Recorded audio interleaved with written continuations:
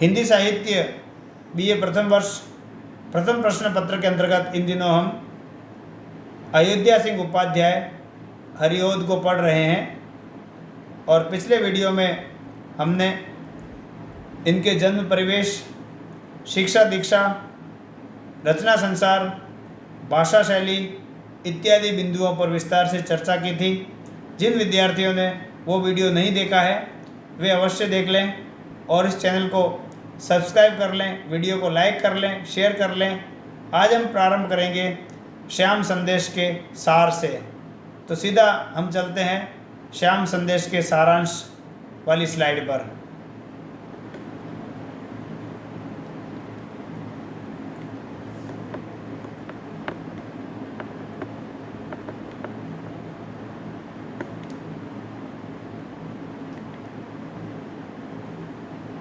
श्याम संदेश जो संकलित अंश है वो अयोध्या सिंह उपाध्याय के महाकाव्य प्रिय प्रवास से ग्रहित है।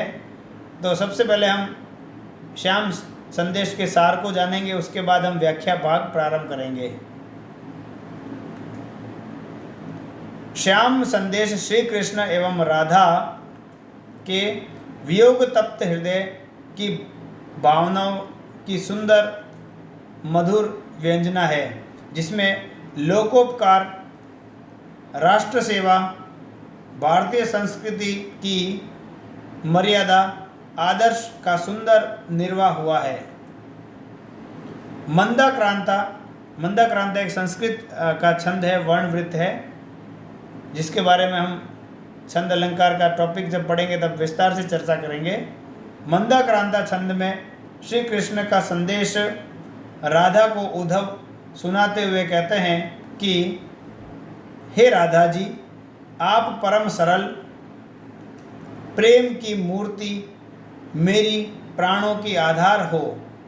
मैं तुमसे विधाता द्वारा अलग किए जाने पर कठिन पथ का पांथ हो रहा हूँ। पांथ अर्थात राहगीर। जो दो प्रेमी प्रेम रस में निमग्न रहते थे उन्हें विधाता ने अलग कर दिया है। हे प्यारी, मुझे कहीं भी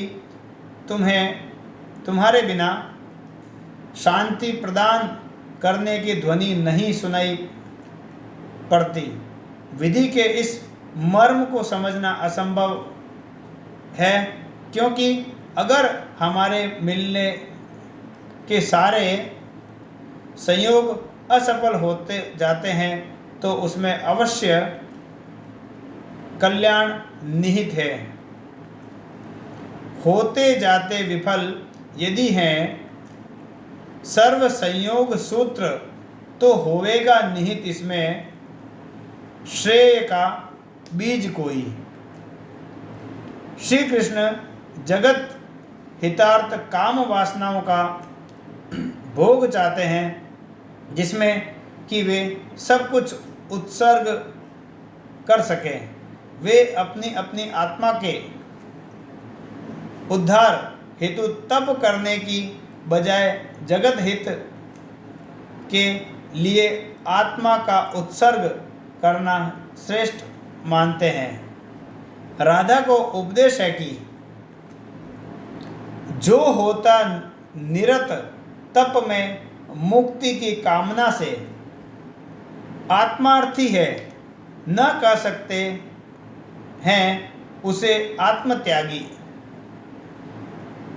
जी से प्यारा जगत हित ओ लोक हित जिसे है प्यारी, सच्चा अवनितल में आत्मत्यागी वही है। श्री कृष्ण स्वार्थोपरत से उठकर सर्व भूतोपकारी देव इच्छा प्रधाना कार्य को हृदय से स्वीकार करके ही वियोग में संयमित रहते हैं। जब उद्धव राधा को यह संदेश सुनाते हैं तो राधा अत्यधिक दुखी, अनमनी एवं आंसू बहाती दिखाई देती है, परंतु वह शीघ्र ही इस धैर्य को धारण करके स्त्रियोचित भाव से मर्यादा व आदर्श के साथ वंशस्थ छंद में अपनी लोकोपकारी विरह वेदना प्रकट करती है। वंशस्थ छंद में अपनी बात कहती है। श्री कृष्ण का जो संदेश है वो मंदाक्रांता छंद में बताया गया है, और राधा का जो वापस संदेश श्री कृष्ण को भेजा गया है वह वंशस्थ छंद में है। वंशस्थ भी संस्कृत का एक वर्णवृत्त है। वह उद्धव से कहती है, हे उद्धव, मैं श्री कृष्ण के मधुर संदेशों को सुनकर आज अत्यधिक प्रसन्न हुई हूँ, क्योंकि मैं मंदीभूता अर्थात अज्ञानी थी और अब मेरे हृदय का अज्ञान अंधकार नष्ट हो गया है। मैं प्रेम से वंचित होने के कारण अगर प्रियतम से मिलने के लिए व्याकुल होती हूँ तो विचित्र नहीं है। मेरे प्यारे पुरुष कामदेव की पंचबाण मूर्ति से भी अत्यधिक सुंदर, शांत, धैर्यशाली एवं पृथ्वी के रत्न हैं। ये कलानाथ एवं बसंत हैं। उनके बिना मैं आभाहीन, कांतिहीन हो गई हूँ। सागर में उठने वाली लहर के समान मेरे हृदय में प्रिय से मिलन हेतु उद्वेग उठता है।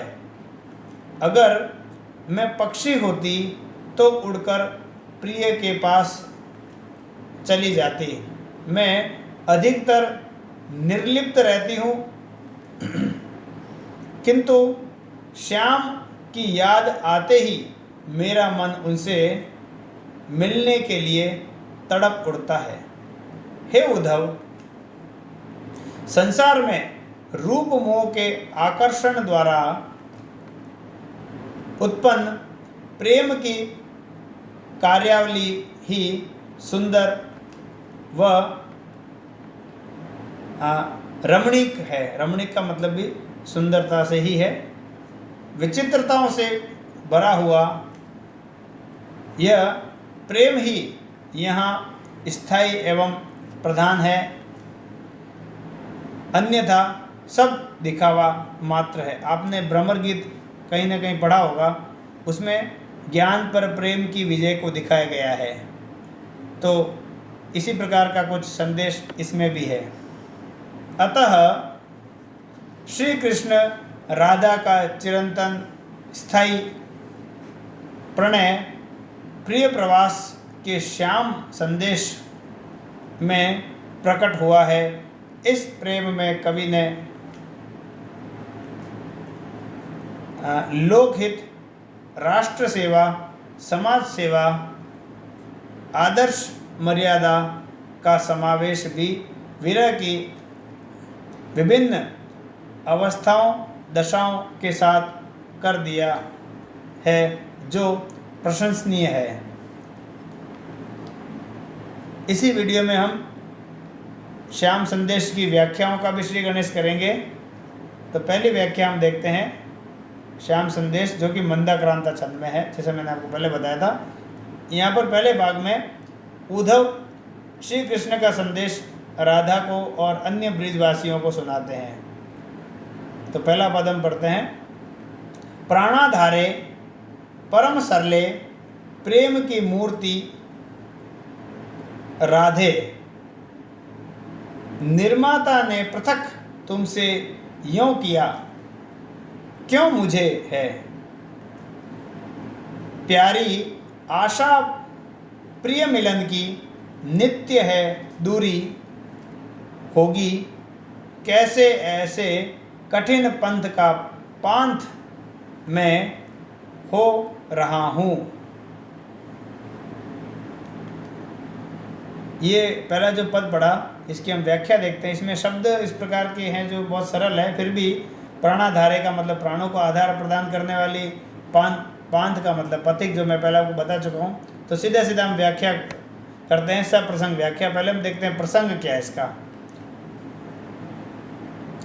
हरियोध कृत प्रिय प्रवास में यह वर्णित है कि श्री कृष्ण जब वृंदावन छोड़कर अक्रूर जी के साथ मथुरा चले जाते हैं तो ब्रज में माता यशोदा, पिता नंद, राधा एवं गोप गोपिकाओं के साथ बिताए प्रेमपूर्ण क्षणों की स्मृतियां उन्हें दुखी करने लगती है।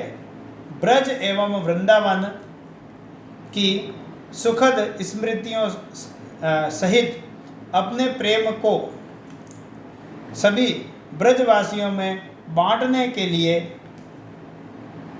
ब्रजवल्लभ श्री कृष्ण उद्धव को अपना संदेश सुनाकर ब्रज भेजते हैं, जो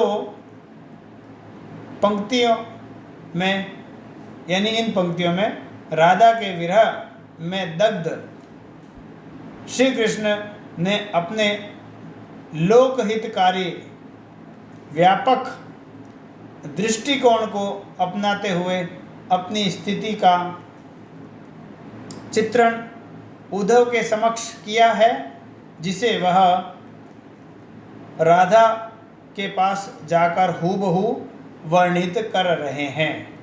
देखते हैं व्याख्या। ये प्रसंग हो गया।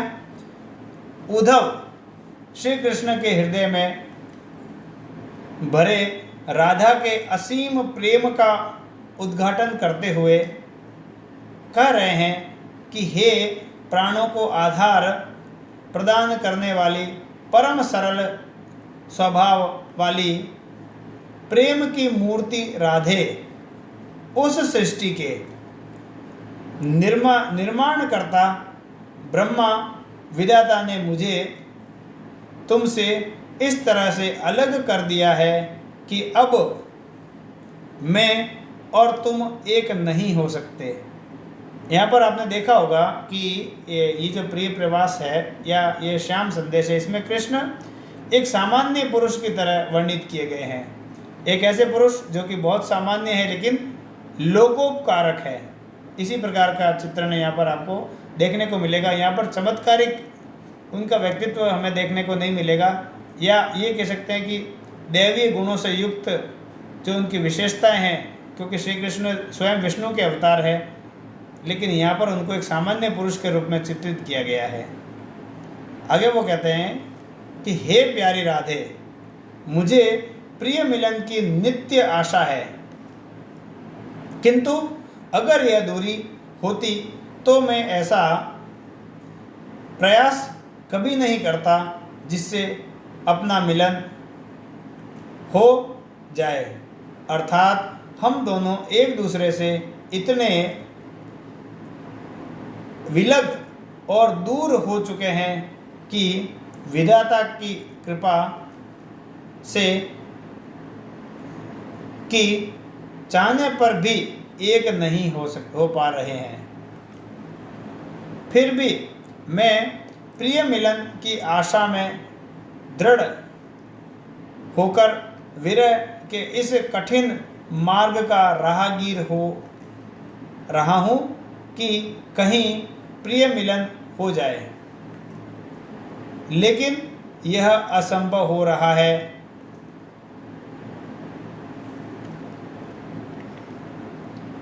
अब हम देखते हैं टिप्पणी।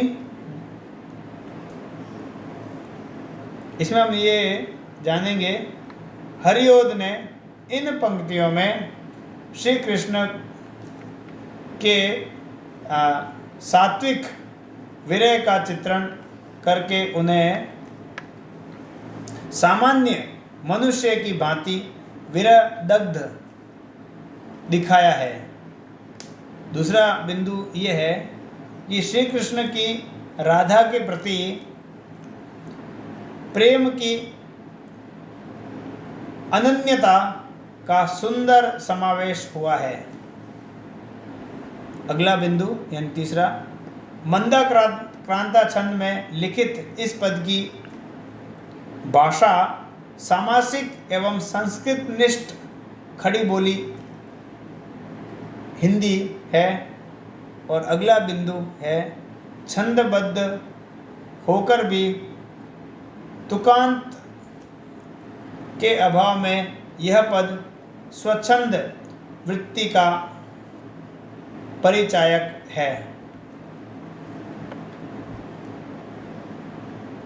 इसी कवि से संबंधित अगले वीडियोज़ में हम और व्याख्याएं करेंगे। आप लोग सारे वीडियोज़ देखते रहें। सभी विद्यार्थियों का बहुत बहुत धन्यवाद।